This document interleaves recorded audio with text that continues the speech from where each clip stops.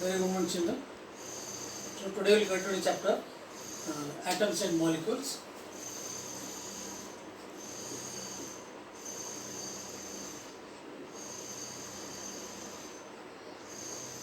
Okay. So we studied about the laws of chemical combination. Laws of chemical combination.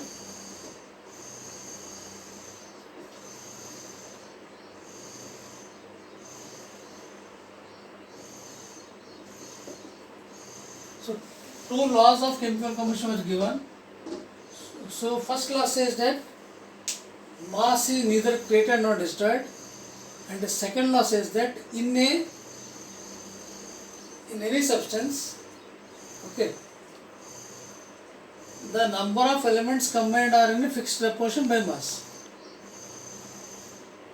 Okay, these are the two laws of chemical combination. One is law of conservation of mass and one is law of different proportion, law of constant proportion by mass. So mass is neither created nor destroyed, and in a chemical reaction, the number of elements are in definite proportion by mass in any substance. Okay. So based on these laws, John Dalton, because there was no practical proving of these two laws, so theoretically it was just okay.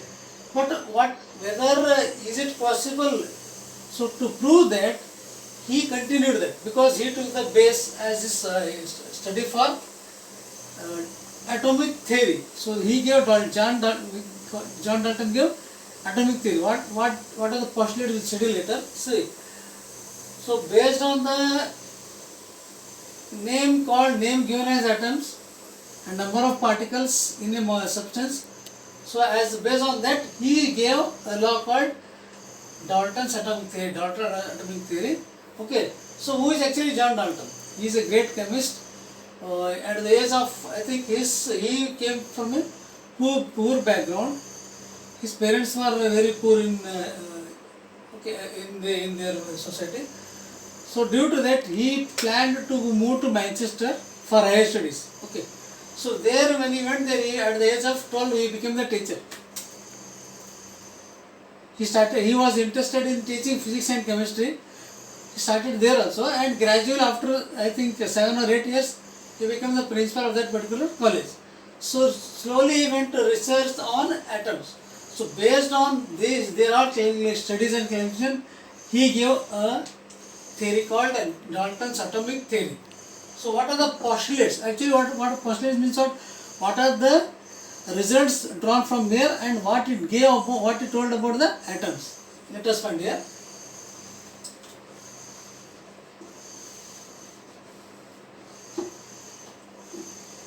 Okay. So first of all, he came to conclusion that matter is made up of tiny particles called atom. Okay. So matter is made up of tiny particles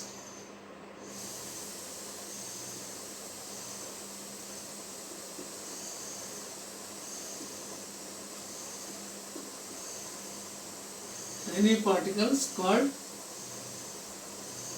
atoms. What they did, they took part in chemical reaction. Okay. Which participate or which take part? Which participate in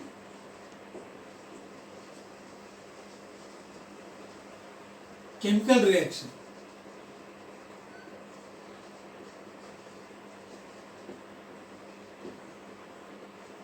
Okay. Then again, atoms are individual particles. He told atoms are individual particles and they are neither created nor destroyed. What does he say? Atoms are indivisible. He says neither created nor destroyed. They are neither created nor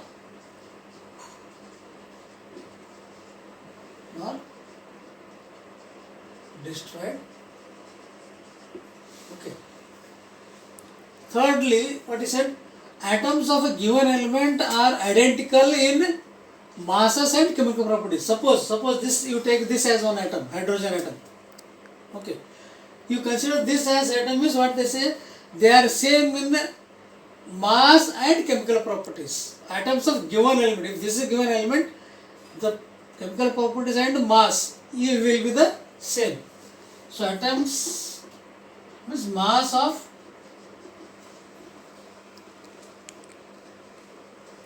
given element are identical. Identical means same. All of them are having same properties. Identical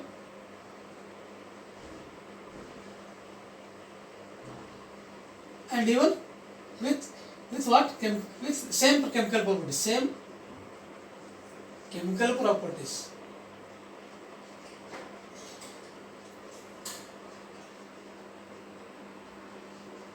Again, so atoms of different element, different chemical and different masses.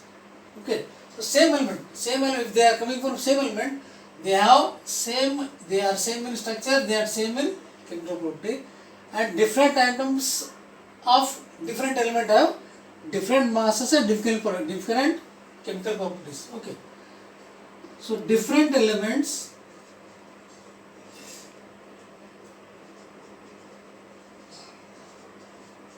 have different masses and different what? Chemical properties. Okay, again what is it? Atoms in any substance will combine in a whole ratio of whole number by mass. They have particular ratio, and according to that ratio they will combine. Okay, so atoms of different element will combine in a whole number, ratio of a whole number, and and it is a constant. It is a constant. Okay, so these are the postulates given by Dalton. Okay, then we will try to find. I am telling actually. I am using a word called atom everywhere. But what is actually atom? What is the size of the atom? We will try to find.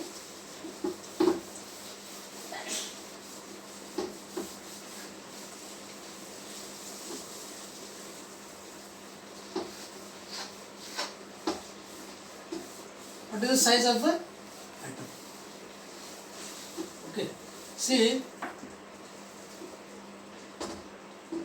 when you compare a building, when a mason is constructing a house or a building, so what he does there? First he puts the basement, okay, and he puts very strong basement by adding what? Cement, tar, whatever it is, okay, cement and sand, mixing sand and all. He makes basement strong. Then he keeps what? He will stack over either brick or stone, one above the other up to particular this level. Okay, take this level, ground level. Up to here. You think this as a ground. Okay. So he will arrange the stones one above the other. Okay. Again, afterwards he will put a bed over here. Again from there he starts keeping the bricks or stone one above the other. Okay. So as you know, like what is this? The whole building is made up of bricks or stones and with other material. Like that only, almost all the substances in the universe is made up of tiny particles called atoms. But we cannot see the atom. Why we can't see? Because of the smaller size. But how much small they are? Are they microscopic? Or are they still too highly designed microscope? Can we use a check? See the atoms? Try to find. Okay. So these atoms are so small that suppose one atom size will be 1 to the power of 1 by 10 to the power of 9 meter. Okay. Means what? Actually it is 10 to the power of minus 9 is equal to nothing. It is 1 by how much? 10 multiplied how many times? Divided by how many times? 10 times. 1 by 10 means it is actually 1 by 10. So it is measured in nanometer. So this is actually meter. So this is nanometer. So 10 to the power of minus 9 or 1 by 10 to the power minus 9 meter is equal to 1 nanometer. First one, meter meter is very small. Again, see, 100 centimeters is 1 meter. But here it is one particle size, or one size atom of size of one atom is 1 by 10 to the power 9 meters, means 1 by 10 multiplied how many times? 9 times. 10 into 10 into 10, 9 times it is multiplied. Then this may be 0.000, very smallest in size, which we cannot see with our naked eyes. Okay. So this is a size. See, suppose the differences of different atoms. Suppose you take hydrogen. The size of hydrogen molecule is how much? 10 to the power of minus 10 meter. 10 to the power of minus 10 meter. Okay. Or you can write 1 to the power minus 10 meter. 1 to the power minus 10 meter. Means 1 divided by how much? 10 into 10 into 10 like this. Okay. This size. And the size of water molecule. Even water also, water molecule is 10 to the power of minus 10 to the power of minus 10, very small. Okay. Then 10 to the power of minus 9 meter. Who is this? This is water molecule. Size of the atom of water molecule, not water molecule. Size of the atom of water molecule. One atom of water molecule. Okay. Then hemoglobin, which is present in your blood. So hemoglobin size is 10 to the power of minus 5 meter. So this you can convert into nanometer. Okay. And size of a grain of sand. What? Grain of a sand. Okay. Then size of a what? Ant. Not ant. One small particle of an ant. One atom of the ant. Ant is how much? 10 to the power minus 3 meter. Okay. Again, apple means how much? 10 to the power of minus 1 meter. Means if you divide like this, if you want to convert 10 to the power of or 1 by 10 to the power of 10, it becomes 1 by 10 to the power of 10 meter. Then it is 1 by 10 into 10 into 10 into 10 times. So these are the size of the atom. But still, again the question mark, what will be the size? Because when we can't see buildings you can see. Bricks are kept over one above the other. But the size of the atom is so small, so thin that if you take one paper, in that you can make 10,000 sheets of atoms. So that much very thinner they are. So the size of atom is very smaller, very tinier, which we cannot see with microscope. But now there are some techniques where we are able to see the arrangement of atoms with highly sophisticated microbes. Okay. Now, so when we say about atoms, we should know actually what are elements, because all atoms are present in the elements, and elements combine together to form a compound. Okay. The smallest particle of a compound is called molecule. Then what is atom? How many atoms we know? How many elements we know? Okay. So I told you, they are so small that we cannot see with naked eyes. But nowadays, very sophisticated, very highly developed microscope have been found to try to know the size of layer of silicon and many other elements. Okay. Then what are the names given? What are the modern names given for the elements? Okay. And what are the ancient? How they gave the name? See, Dalton was the first person to give a particular symbol, and he told if he has written H means it is one element. Number of he gave the different number of elements along with the symbols. Okay.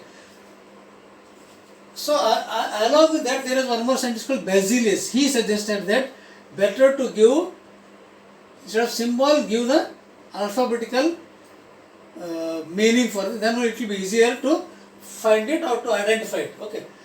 So in general, you should know there are 119 elements in the periodic table, which you will learn later. Periodic table. 80% of them are metal, 20% are non-metal, and in that 20%, I think 11% are metallites and non-metal. Okay, then we'll discuss. So, atoms are the smallest particle which we cannot see with our naked eyes. But what are the elements? What are the names for the elements given? What are symbols given? Earlier there was symbol. Okay. So hydrogen, nowadays what we write? We write like this. Okay. This is modern technology, modern scientists told to write like this. But earlier hydrogen was having a symbol like this. This is hydrogen. Okay. So carbon was like this.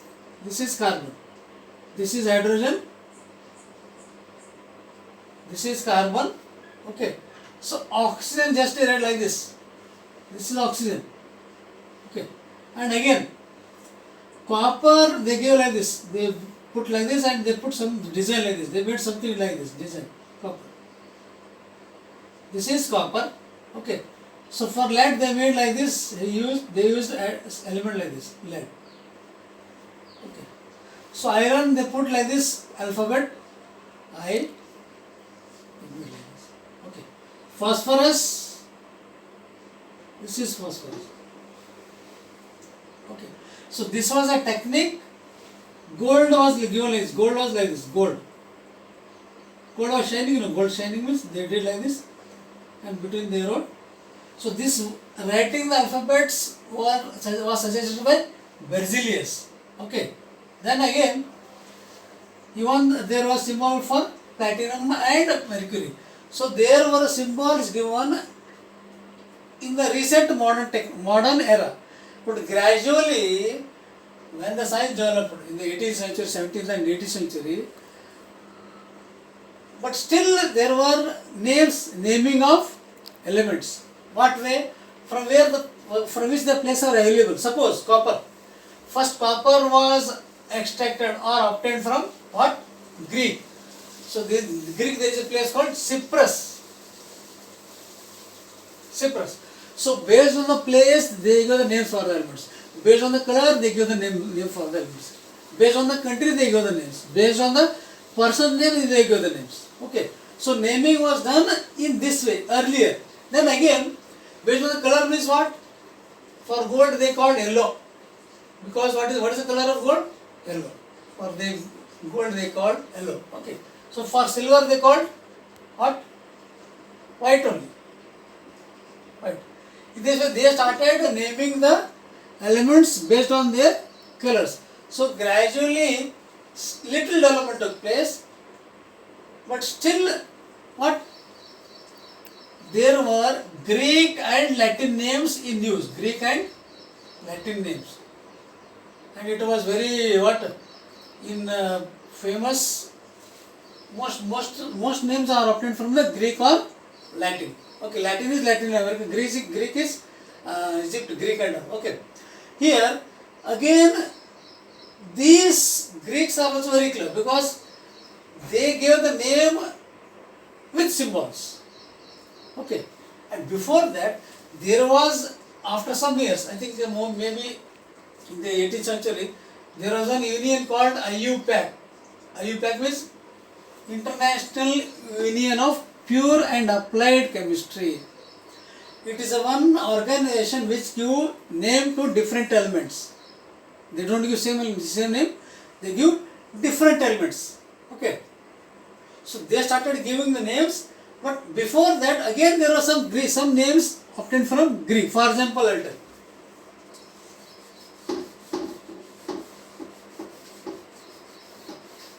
Okay. So sodium, what is the symbol usually? I'll tell. See. So IUPAC started giving the name based symbols with the names. Suppose, so for sodium, actually it should be like this.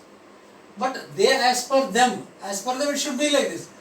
But these names, to avoid the confusion, suppose you take sulfur, okay,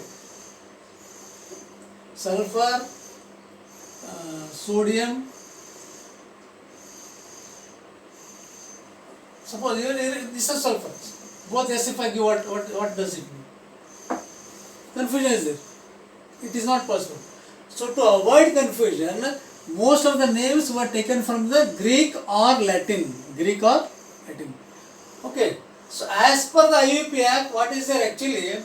First letter of any element should be written in capital, and second letter should be written in small. So sodium will not become SO. Sodium actually it becomes Na. How it became Na? I will tell. Sodium became Na because the name came from Latin word or Greek word natrium. What? Natrium. Okay. So symbols are taken either from first word or second word, or first word or third word, first word or third letter of any element. Okay. Suppose you take copper, cobalt, carbon. So both of them are starting with which letter? C only. C. Then what? So to avoid confusion, they made little changes because they took one letter and they took, actually copper is also having a name from Latin name or Greek name called cuprum. What? Cuprum. Okay. So we'll go to lead. Okay. So lead is actually L, but actually this its name is its symbol come from Pb. Its symbol is Pb. Means it came from a Greek word plumbum. Okay. So for cobalt they made CO. For carbon they kept only C, capital C. Okay. So whenever you write name of any element, to avoid confusion, you are writing, suppose hydrogen is there. Hydrogen we write only H, because most of the elements are not from H. Even though there is H. For example, you take mercury. Mercury is hygrenium. Again Latin word. Mercury is hygrenium. So actually its symbol should become H. So H and H confusion. So to clear the confusion, so they kept hydrogen H for hydrogen only. So to avoid confusion, they added this G, third letter G, and it becomes Hg. Okay. Gold you take. Actually gold as per calculation, as per IUPAC it should become G. No. But gold, the name came from Greek word or Latin called aurum. So gold symbol is AU. Gold symbol is AU, like this. Again, you take silver also. Silver. Silver, yes. Yes, how can we write? Because sulfur is also yes. So actually, here the silver name also came from one element called argentum. Argentium. So for that they made what? A, and they took third letter G, Ag. So silver is Ag. Okay. So this is how the naming of elements started by IUPAC, International Union of Pure and Applied Chemistry. So they started giving the names and they have particular symbols. Okay. And in your textbook there are many elements and names, just you have to practice. But how to practice? Practice means not like writing 100 times, 10 times and all. So still you are young enough. So as you go on writing, practicing writing along with your reading, writing and all, automatically it comes on its own. But you should be adjusted. Once you get adjusted to write the name, it becomes easier, because in this chapter only you are learning how to write the formula, how to write the chemical formula, and how to write chemical reactions in future also it will be very easier. Okay, thank you. Have a nice day.